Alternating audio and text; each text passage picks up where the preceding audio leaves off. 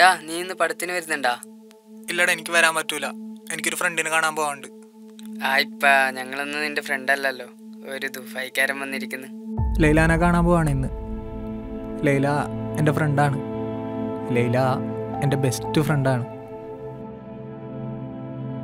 ആൺകുട്ടികൾക്ക് സ്വന്തം നാടും പെൺകുട്ടികൾക്ക് സ്വന്തം വീടും എപ്പോഴും കിട്ടണമെന്നില്ലല്ലോ. ചെറിയൊരു പ്രായം പോലെ തന്നെ എനിക്ക് കടൽ കടക്കേണ്ടി വന്നു. പതിയെ ഓളായിട്ടുള്ള കോണ്ടാക്റ്റൊക്കെ നിന്ന് അവളെ കല്യാണവും കഴിഞ്ഞു. 2 വർഷത്തിന് ശേഷം ഇന്നലെ നമ്പറൊക്കെ തപ്പിപ്പിടിച്ച് വിളിച്ച് ഇന്ന് കാണാമെന്ന് അവൾ പറഞ്ഞേ. അവളെ കാണാൻ പോകുമ്പോൾ ഓക്കെ ഇഷ്ടമുണ്ട പോലെ തന്നെ പോകണമല്ലോ.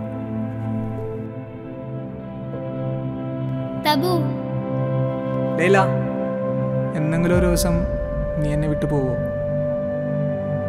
I am always with you, Tabu.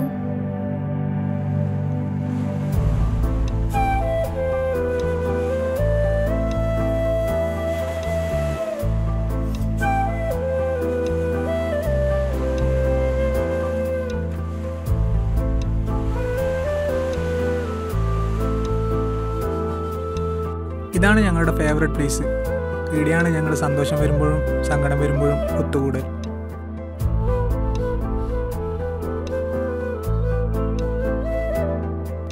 Laila, നീ എവിടെയാ?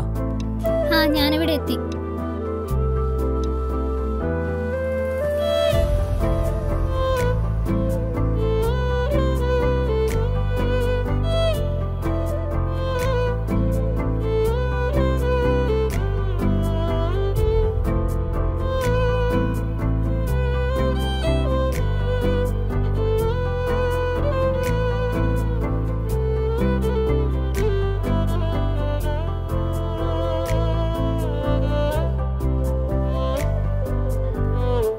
എന്റെ തബു, ഞാൻ ഒരിക്കൽ നിന്നോട് വൈറ്റ് ഷർട്ട് രസമുണ്ടാവും എന്ന് പറഞ്ഞതിന് ഇങ്ങനെ ഇട്ട് വെറുപ്പിക്കല്ല.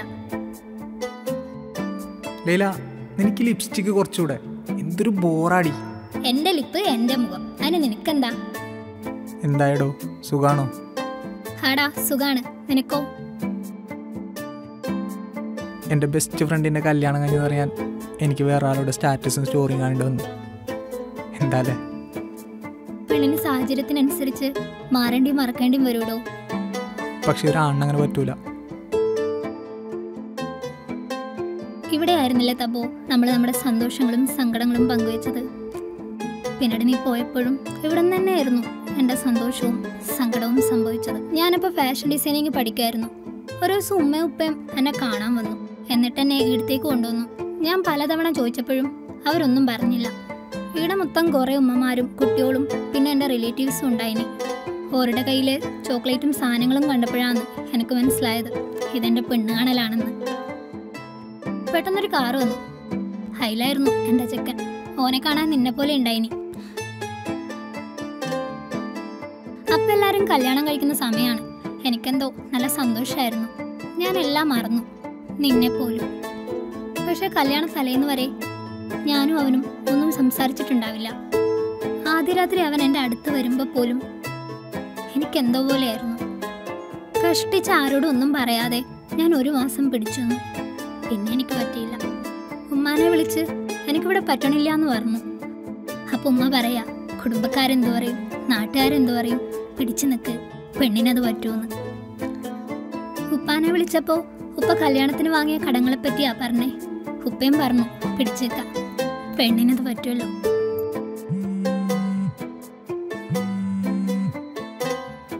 തബു, ഞാൻ പോന്ന്. ഞാൻ വേറെ പോകുന്നതിൻ്റെ അടുത്ത് ഇവിടെ വന്നയാ. ലൈല, എന്നിട്ട് നീ അവനെ ഒഴിവാക്കി? അങ്ങനെ എല്ലാവരും ഒഴിവാക്കിയിട്ട് ഒറ്റയ്ക്ക് ജീവിച്ചു പോരുതാൻ എല്ലാവർക്കും പറ്റണമെന്നില്ലടോ. തങ്കമാർന്ന പെൺകൊടി മങ്കമാരിലെ റാണി, താരങ്ങൾ പൂത്തപ്പോൾ ചിരി തൂകും സുന്ദരി.